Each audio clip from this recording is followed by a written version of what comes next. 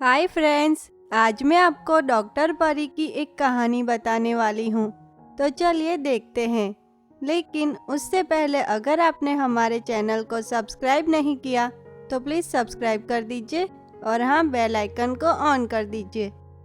परीलोक में रूपल नाम की एक परी रहती थी। रूपल परी परीलोक की डॉक्टर थी। परीलोक की कोई भी परी बीमार होती तो वह रूपल परी के पास उसकी दवाई लेने आती थी। कहते हैं ना, डॉक्टर को लोग भगवान का दूसरा रूप मानते हैं, क्योंकि वो हमें नया जीवन दान देते हैं। इसी तरह परीलोक में भी रूपल परी पे भी सभी परियां आंखें बंद करके भरोसा करती थी।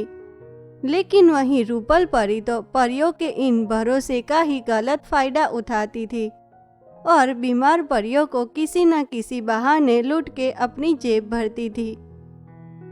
लेकिन वहीं परीलोक की किसी भी परी को इस बात का एहसास ही नहीं था कि रूपल परी इलाज के बहाने उन सबको लूट रही हैं। ऐसे एक दिन साक्षी परी की इकलौती बेटी बहुत ही बीमार हो जाती है, जिसे देखकर साक्षी परी तो जैसे बहुत ही घबरा जाती हैं। वह तुरंत ही अपनी बेटी को लेकर रूपल परी के पास पहुंचती हैं। डॉक्टर रूपल परी, देखिए ना, मेरी बेटी को क्या हो गया है। कल रात से उसे बहुत ही तेज बुखार आ रहा है।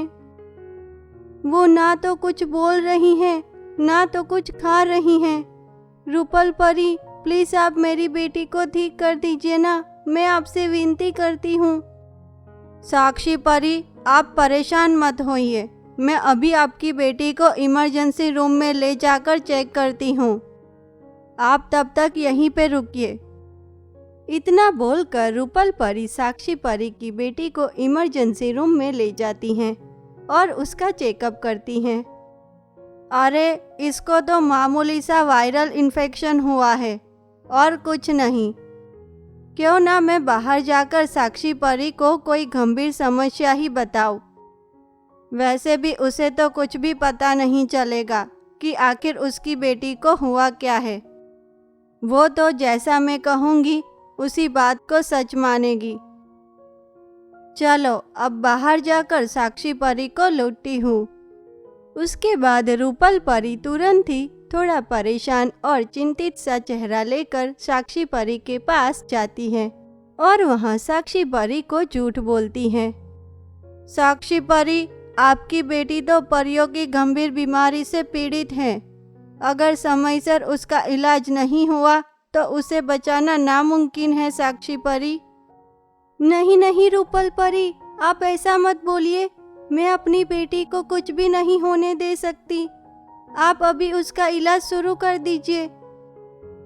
मैं अपना महल और अपनी ये जादुई छड़ी आपको देने के लिए तैयार हूँ। आप बस मेरी बेटी को ठीक कर दीजिए रूपल परी। रूपल परी तो साक्षी परी की यह बात सुनकर मन ही मन लालच से फूले नहीं समाती। वह तुरंत ही वापस इमरजेंसी रूम में जाकर साक्षी परी की बेटी को वायरल इन्फेक्शन की साधारण सी दवाई देती है, जिसे खाकर कुछ ही समय में साक्षी परी की बेटी बिल्कुल ठीक हो जाती है। उसके बाद रूपल परी उसे साक्षी परी के पास ले जाकर कहती है, साक्षी परी, मैंने आपकी बेटी का इलाज कर दिया है, लेकिन अभी इसकी तबीयत बहुत ही नाजुक है। इसीलिए ये लीजिए दवाइयाँ। ये दवाइयाँ आप अपनी बेटी को समयसर खिलाना, तो वो बहुत ही जल्द पहले की तरह ठीक हो जाएगी। साक्षी परी तो अपनी बेटी को सही सलामत देखकर बहुत ही खुश होती हैं। वह रूपल परी का बहुत ही धन्यवाद करती हैं और अपनी जादुई छड़ी और अपने महल को भी रूपल परी को देकर अपनी बेटी के साथ वहां से निकल जाती हैं। दूसरी तरफ साक्षी परी के पास अब रहने के लिए परीलोक में कोई भी जगह नहीं थी, इसीलिए वह अपनी बेटी को लेकर पृथ्वीलोक चली जाती हैं और एक जंगल में जाकर लकड़ियों की एक छोटी सी झोपड़ी बनाकर अपनी बेटी के साथ उस झोपड़ी में रहने लगती हैं। लेकिन साक्षी परी के पास अब ना तो उसकी जादुई छड़ी थी, ना तो पैसे। इसीलिए वह अपनी बेटी के खाने के लिए रोज जंगल में घूमकर फल तोड़कर अपनी बेटी को खिलाती और रूपल परी की दी हुई दवाइयाँ भी उसे समय सर देती थी। ऐसे देखते ही देखते कुछ दिन बीत जाते हैं। फिर एक दिन साक्षी परी जंगल से फल तोड़कर वापस अपनी झोपड़ी की तरफ लौट रही थी कि तभी अचानक से साक्षी परी को किसी लड़की की चिल्लाने की आवाज़ आती है। बचाओ बचाओ, कोई है यहाँ पर, मुझे इस खड्डे से बाहर निकालो प्लीज। यह सुनकर साक्षी परी तुरंत ही उस खड्डे के पास जाती है और खड्डे में गिरी लड़की को उस खड्डे से बाहर निकालती हैं। तभी साक्षी परी देखती है कि खड्डे में गिरने के कारण उस लड़की के पैरों में बहुत ही चोट आई है। यह देखकर साक्षी परी तुरंत ही उसे अपनी झोपड़ी में ले जाती हैं और उसकी चोट पे जड़ी बूटियों का लेप लगाती हैं। वहीं उसी समय उस लड़की की नज़र साक्षी परी की बेटी और उसकी पास में पड़ी दवाइयों पे जाती है। क्या ये आपकी बेटी है? क्या ये बीमार है? ये इतनी सारी दवाइयाँ क्यों पड़ी है इसके पास? तभी साक्षी परी उस लड़की को डॉक्टर रूपल परी के बताए अनुसार अपनी बेटी के गंभीर बीमारी के बारे में सारी बात बताती हैं, जिसे सुनकर वह लड़की कुछ हैरान सी हो जाती है और वह तुरंत ही साक्षी परी की बेटी के पास जाकर उसका चेकअप करती हैं। फिर वह कहती है, माफ़ कीजिएगा, लेकिन मैं भी एक डॉक्टर हूँ, नीलिमा नाम है मेरा।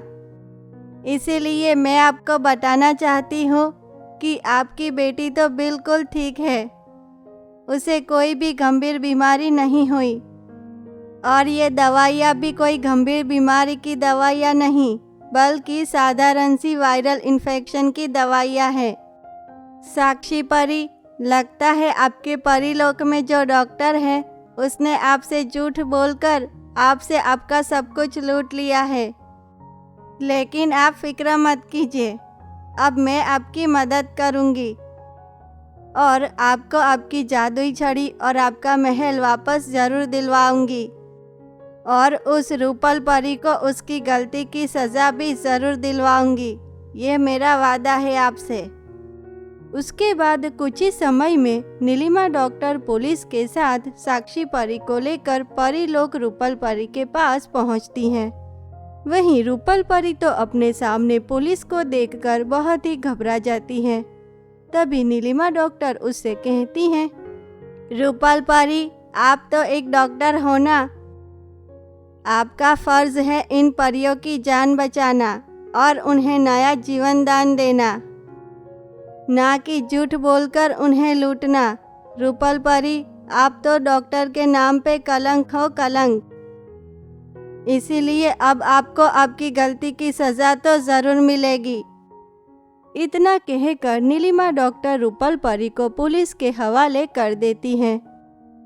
पुलिस रूपल परी को ले जाकर जेल में बंद कर देते हैं और फिर नीलिमा डॉक्टर साक्षी परी की जादुई छड़ी और उसका महल भी उसे वापस दिलवाती हैं और उसके बाद से नीलिमा डॉक्टर खुद ही परियों की डॉक्टर बन के परीलोक में साक्षी परी और उसकी बेटी के साथ ही खुशी से रहने लगती हैं।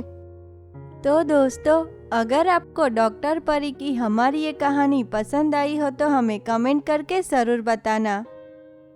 और हाँ दोस्तों, हमारी इस चैनल को लाइक, शेयर और सब्सक्राइब करना ना भूलें। तो चलिए मिलते हैं ऐसी ही एक और नई अनोखी कहानी के साथ। तब तक के लिए धन्यवाद।